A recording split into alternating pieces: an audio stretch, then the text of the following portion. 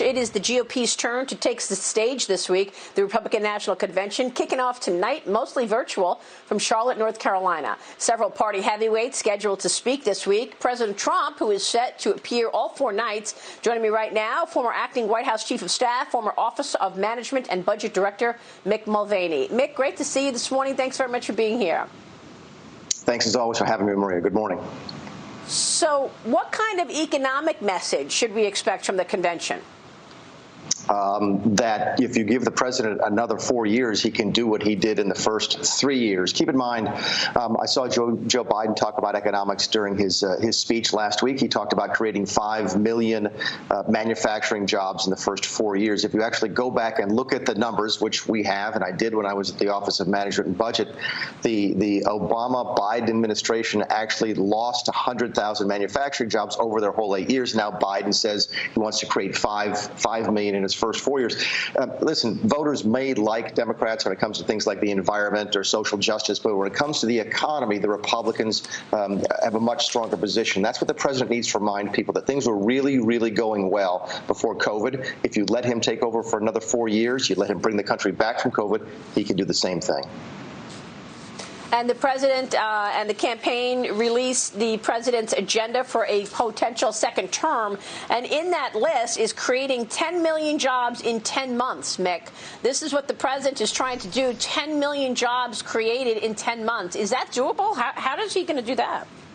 Sure. Well, I think I don't know what the exact numbers are the last 3 or 4 months, but I think it's been 6 or 7 or 8 million jobs in the last several months. There's still folks who are out of work because of COVID. What you've seen in that number right there is that V-shaped recovery that the administration has been talking about for a long time. And the fundamentals are there. The strength is there. You can see it, I think, in the stock market. One of the things the stock market is looking at is that if there is something like a very effective therapeutic or a prevention for the disease, that you can go back to where you were very, very quickly. That's where you're seeing that 10 million job numbers come from. Again, it's been done before. We had lackluster economic growth before President Trump was in office, and I think what that message is that if you get another 4 years, you'll see it again. Let me ask you about debt. Global debt is on the rise, the pandemic taking a huge toll on the U.S. economy. A new report from the Journal shows that government debt reached levels not seen since World War II. The International Monetary Fund shows global gross domestic product debt has risen to 128% of the economy as of July, compared to 124% back in 1946. Mick, let me ask you your take on the president's reaction to all of this. Will the president be forced to take on this debt in a second term? Well, whoever is president going forward is going to have to deal with this. There's no question about it. Look, I get why we did what we did back in the springtime. There was a great deal of economic panic going into the COVID shutdown, so I completely understand the motivations, but that doesn't mean we can ignore debt forever. The academic literature would suggest that now you're at the point where you start to see a tremendous drag on future growth because of the debt. We've never seen that type of debt with reserve currency before, I don't think. So, and you've also never seen it where the whole world is doing it together. So you're sort of in an uncharted territory when it comes to this amount of debt for this period of time. But yes, we're absolutely going to have to deal with it. And I think that anybody in Washington, D.C., especially the Democrats, are saying you can just print money forever, are leading us down a road that we don't want to go down. So yeah, the debt is an absolutely serious issue. Now is the time to start to talk about it. I understand, and I think a lot of us did, why we did what we did in the springtime. But now that it looks like the economy is coming back, maybe it's time to start talking again about being fiscally disciplined and focusing more on growth as opposed to spending. So how do you do it in this moment in time? Mick, isn't this largely about overspending? We know that the growth in the debt is largely coming from the entitlement programs. But if we're keeping spending, and right now we're having a discussion about another $3 trillion stimulus package. So when is the time to pull back on spending? Let me put my old OMB hat on, my old Freedom Caucus hat on from the House. The reason you're not hearing about it now is that it's not an issue that most people care about, unfortunately. The Tea Party was a unique thing in the Republican Party history where spending and debt really did rise to the top for the first time in a long time in terms of the issues that people care about. It's not an issue that people care about now. It's not going to drive either party in their discussions going into the election cycle.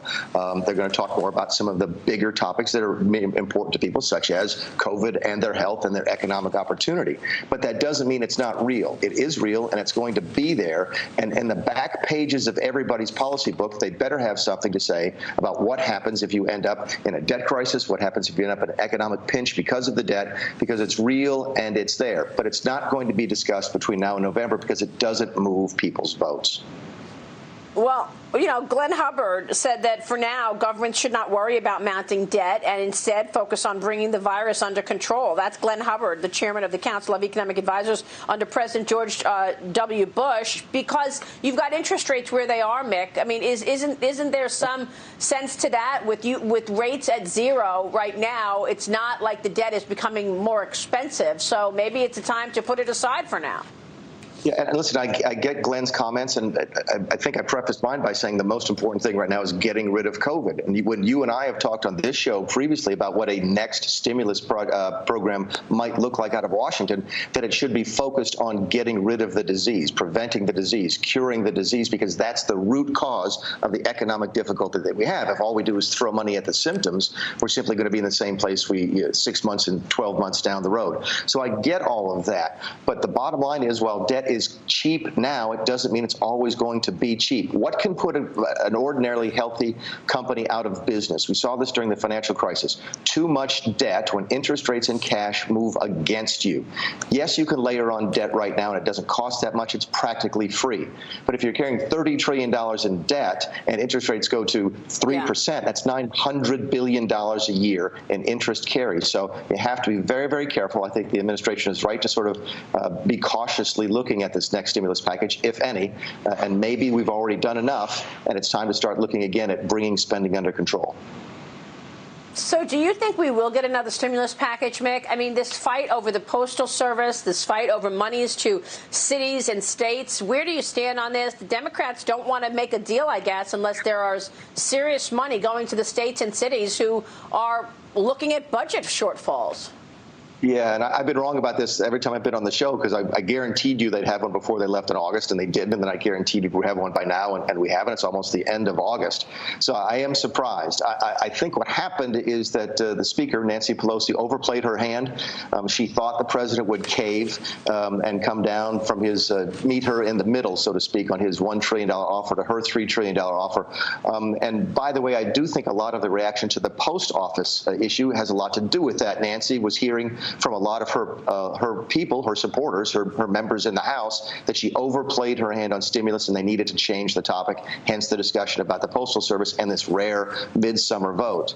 But if you ask me a question where we are on stimulus now, I think maybe the president's economic team, led by Mr. Mnuchin, led by Larry Kudlow, are realizing that was still a lot of money left in the CARES Act that had not gone out, has still not gone out, and that maybe you don't need a massive stimulus program. You might need a little bit of money here and there for things like extending or a little bit of the federal supplement for unemployment insurance, a little bit of renter's insurance, maybe a little bit of postal money. I don't think that's necessary, but politically it might be the thing that you have to do to get a deal done. But it maybe looked like we're moving away from this massive stimulus bill that everybody thought, including me, was inevitable just a couple weeks ago. All right, we will leave it there. Mick, it's always great to see you. Thank you so much. Thanks, Mick Mulvaney joining us this morning.